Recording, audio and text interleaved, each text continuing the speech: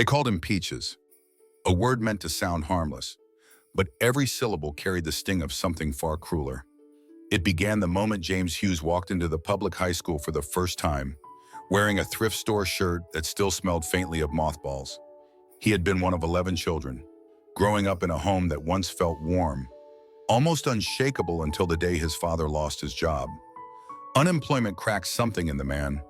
The quiet provider who used to read the paper by the window now clutched bottles instead, drowning in liquor until it changed the air in their home. Walls once filled with the chatter of siblings turned heavy with arguments and the crash of breaking glass. The move from private school to public wasn't just a change of classrooms, it was a sentence. James had been used to rules, uniforms, and the subtle shelter of privilege. Here, he was fresh prey. The nickname spread fast, a not-so-subtle jab that Peaches meant fruit, and fruit meant gay. It was a time when those words weren't whispered as identity, but spat like an accusation. The corridors became gauntlets, locker doors slamming beside him, feet sticking out to trip him. It didn't matter that he had never told anyone how he felt, or that he hadn't yet kissed anyone. They saw something in the way he moved, in the way his voice didn't bend to their idea of a boy, and they decided it was enough. One afternoon, the walls closed in tighter. A phone call, anonymous, slipped its way to the school office. The voice on the other end claimed James had relations with one of the football players. It was a lie, but lies have a way of sounding like truth when people want to believe them. His teacher's face went pale as two staff members came into class. Without explanation, they pulled him from his desk and marched him down the hallway, past the stairs in whispers. He was shoved into the principal's office, where his father was waiting. The man's eyes weren't curious, they were already full of rage, like the verdict had been decided before the trial. The humiliation burned more than the words. His father didn't ask for the truth. Instead, he demanded that James leave with him immediately. Outside, the winter air bit at his skin, but it was nothing compared to what came next. On the sidewalk, in full view of strangers passing by, his father's fist landed squarely across his face. James stumbled, the world spinning, the taste of blood sharp in his mouth. He saw the blur of people watching but not stepping forward, their silence loud enough to be another blow. That night, under the dim flicker of a bedside lamp, James packed a small bag, a few clothes, a toothbrush, and the crumpled photograph of his mother smiling before the world turned bitter. There was no grand speech, no confrontation, only the quiet scrape of a zipper closing and the sound of his own heartbeat in the dark. He slipped out the front door without looking back, his breath forming small clouds in the cold night. The street stretched ahead, empty and endless. In that moment, James had made a promise to himself, not in words, but in the way he walked away without hesitation. He would never return to this house, never again give anyone the power to break him where he slept. The boy they called Peaches was gone. What lay ahead was unknown, but at least it would be his. Years later, he would realize that walking away that night was both the most terrifying and the most necessary thing he had ever done. Sometimes survival doesn't look like victory. It looks like leaving with nothing but the belief that somewhere out there, you can become more than what they decided you were. If this story already has your heart in its grip, share it, because you never know, you might be the hand that pulls someone else from the edge. Follow Heart's story for the rest of James Hughes' journey, because this is only the beginning. The nights blurred together after James left. The streets were long, the benches unforgiving. Hunger gnawed quietly at him, but it was the loneliness that cut the deepest. Day after day, he drifted between patches of shade in the park and dimly lit bus stops, hoping to stay invisible to those who might harm him. The city was loud in the daytime, but when the sun fell, silence crept in like a shadow, leaving him alone with thoughts that became heavier than the cold. It was on one of those nights, under a sky hazy with marine fog, that James reached the conclusion he had been circling for days. His body was worn thin from exhaustion and malnutrition. His mind, already bruised by years of rejection, was now whispering the same cruel things others had once shouted. He found a small drugstore and, without drawing attention, took an entire bottle of aspirin from the shelf. By the time he walked out, the bottle was already half empty in his trembling hands. The Santa Monica shoreline was almost deserted. Waves rolled in with an icy rhythm, their crests gleaming faintly under the pier's scattered lights. James stood barefoot at the edge, feeling the water creep up over his toes. The aspirin began its dull burn in his stomach, but he didn't flinch. He waded in until the water wrapped around his chest, the shock of the cold pulling the breath from his lungs. He thought of nothing and everything. His father's face twisted in anger, the laughter in the school hallway, the way people looked away when he needed them most. The tide pulled harder, and James let himself sink, the salt water closing over his head. Darkness muffled the roar of the waves. For a moment, there was peace until something broke it. A sudden splash. Hands, strong and unyielding, seized him from behind. He fought instinctively, but the grip only tightened, hauling him upward, dragging him against the current. Cold air rushed back into his lungs as he was pulled to the shore. He lay coughing violently, every muscle shivering, sand clinging to his wet skin. Above him stood a man tall, broad-shouldered, his silhouette blurred by the mist. His voice was low but firm. "Not tonight, not like this." Before James could focus on his face, the stranger stepped back into the shadows, disappearing as quickly as he had appeared. By the time James could sit up, the beach was empty again. No one had seen, no one would know. The next thing he remembered was waking in a narrow hospital bed, the rhythmic beep of machines somewhere nearby. The nurse's eyes were kind, but probing, asking questions without words. He answered none of them. The walls of the hospital felt too much like confinement. Before the morning shift could change, James slipped out through a side door, wearing the same damp clothes from the night before. He didn't think of the man's face. He hadn't really seen it. Instead, he carried the weight of that moment in the surf, the split second when someone decided his life was worth saving. It was a thought that stayed with him in the days that followed, as he took whatever odd jobs he could, washing dishes in the back of diners, sweeping floors in convenience stores, hauling boxes until his back ached. Work was work, and as long as it bought him another meal and another night under a roof, it was enough. He didn't yet believe in a future, but he believed in the simple truth that he had survived one more night than he thought possible.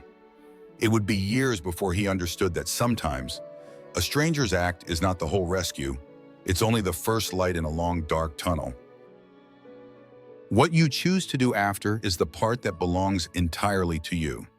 In the years that followed, James discovered that survival was not just about keeping himself fed, it was about finding a reason to get out of bed. That reason came when he landed a position in a hospital, first as a janitor cleaning operating rooms long after the surgeons had gone home. He worked quietly, methodically, learning the rhythm of the place, the beeping of monitors, the muted rush of gurney wheels, the smell of antiseptic that clung to everything. Gradually, he became a presence the staff relied on. When he mopped a hallway, nurses smiled and spoke his name. When equipment was missing, he was the one who found it. It wasn't long before a doctor noticed his diligence and began showing him small medical tasks, fetching supplies during emergencies, holding instruments steady, even helping reposition patients. The work was demanding, but it lit something inside him. After years of being seen as a burden, James had finally found a space where he could be of service. Caring for patients, even in the smallest ways, made him feel steady in a way he hadn't felt since childhood.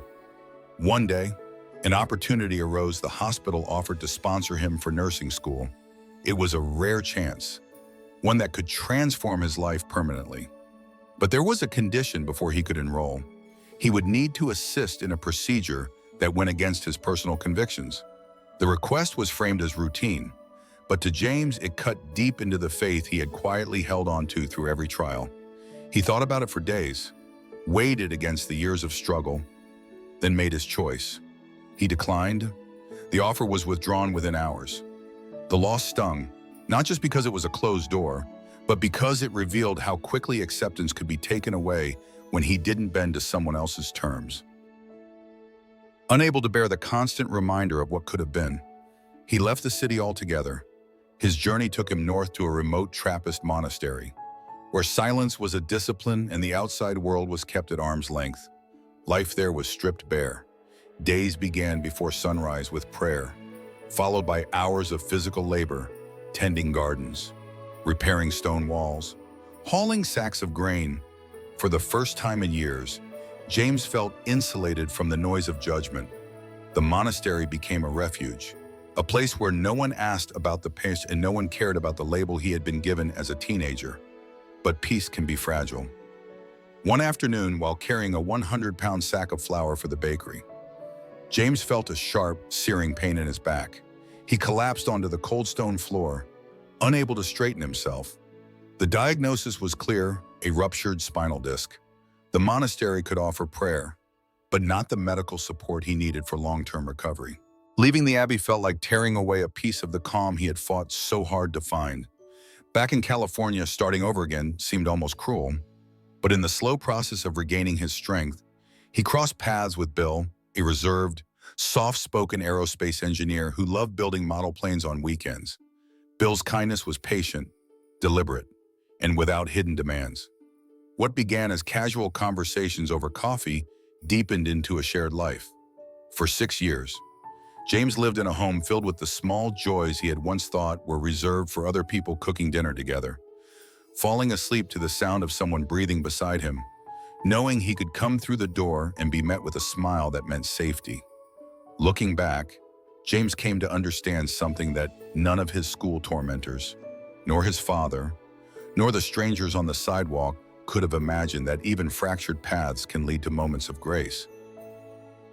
Sometimes, losing what you thought was your one chance forces you toward places where you learn what true belonging feels like.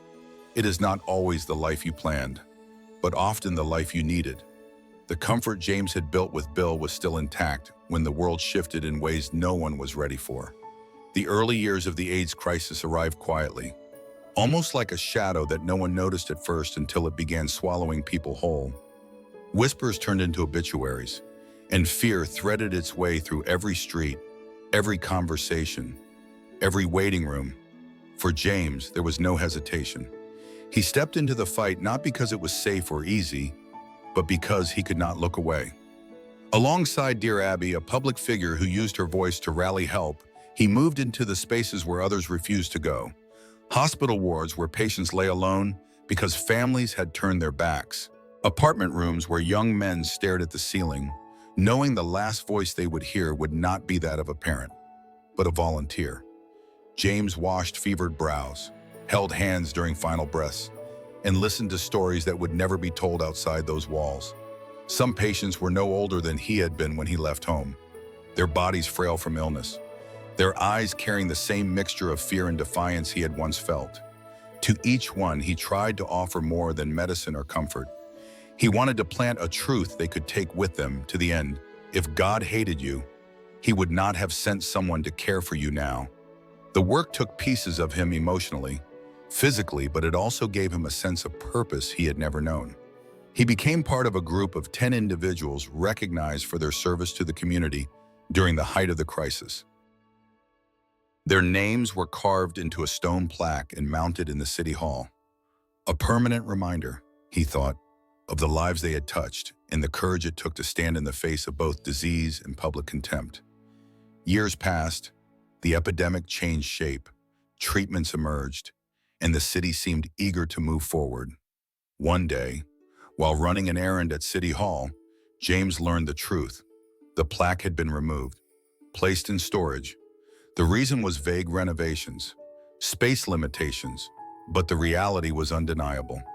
The memorial to those who had risked their lives was now hidden inside a dark cabinet, much like the way so many had been forced into a metaphorical closet during their lifetimes. It struck him deeply. The people whose names were etched there had already been erased once by the cruelty of circumstance. To bury their memory now was to let history repeat itself in silence. He thought about the patients who died without a single family member in the room, the volunteers who stayed until the end, the friends who carried grief quietly because the world refused to acknowledge their loss. James realized that remembrance is not passive, It has to be fought for, protected, and spoken aloud even when others grow tired of hearing it. Because forgetting is a slow kind of injustice, one that doesn't make headlines but eats away at the truth until it disappears. And in that moment, he knew this would not be the end of the story for that plaque, or for the names it held. The invitation came in a plain white envelope, almost unremarkable among the day's mail. It was for a large citywide celebration honoring a new group of community heroes. James turned the card over in his hands, reading the gold lettering carefully. Nowhere did it mention his name. Nowhere did it acknowledge the years he had poured into the city's most painful chapter. He wasn't surprised, but there was a weight in his chest that felt familiar, the same heaviness he'd carried as a boy, watching doors close in his face. He decided to go anyway. On the night of the ceremony, the city hall glowed under strings of white lights, and the foyer buzzed with conversation. James arrived in a simple suit, carrying a small wooden box under his arm. Inside was the stone plaque still intact, still bearing all 10 names that he had retrieved from storage. The weight of it was more than physical. It held years of stories, of sacrifices, of lives that had been reduced to whispers and footnotes. The program unfolded with predictable formality.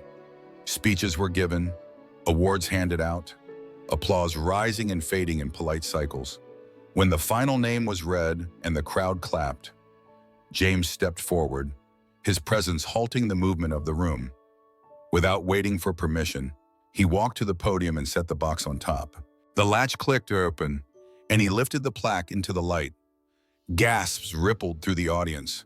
This, he began, his voice steady but deep with emotion, was once displayed in this very building.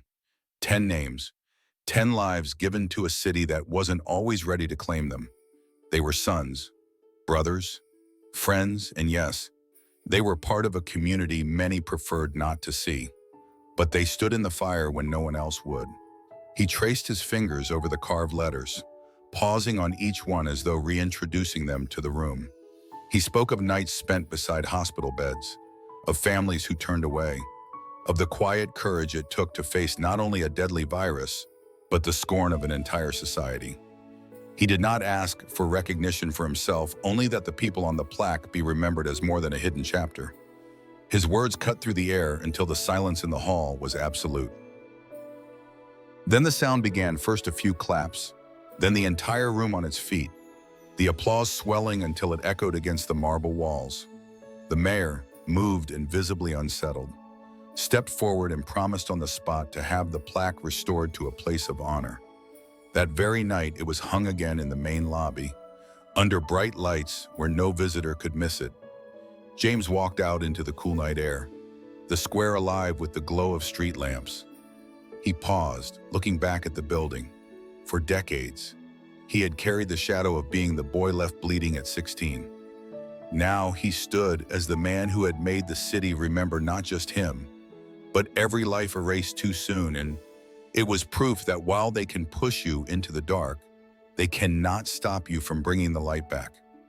If you were in that room, would you have stood with James or stayed silent? Share your thoughts below. And if his fight for memory and dignity moves you, follow Heart Stories, because stories like this deserve to be told, remembered, and passed on.